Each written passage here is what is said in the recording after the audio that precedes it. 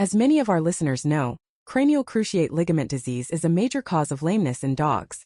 And very often, when a dog tears this important ligament, they can also damage the menisci, particularly the medial meniscus.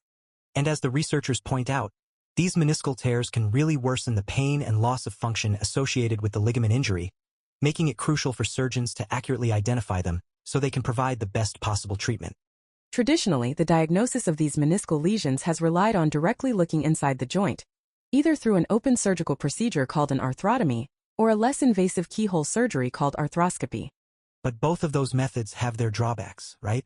The study mentions that these invasive procedures come with a risk of morbidity.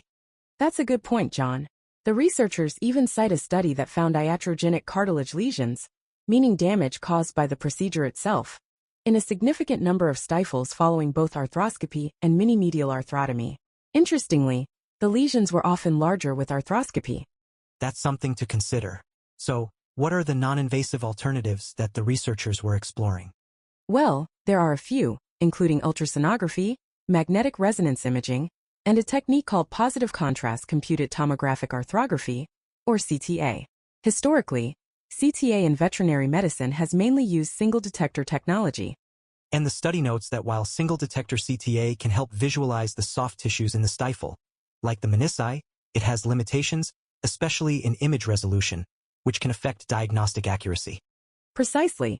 However, in human medicine, multidetector CTA has shown excellent results in evaluating meniscal injuries. And now, this more advanced technology is becoming available in veterinary referral centers and larger hospitals.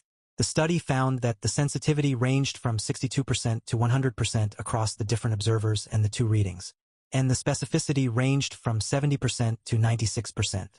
Those are fairly wide ranges. What about the agreement between the different readings by the same observer and between the different observers? The intra-observer agreement, meaning how consistent each observer was in their two readings, ranged from fair to good. The intra-observer agreement, meaning how much the different observers agreed with each other, was moderate for the first reading and improved to very good for the second reading.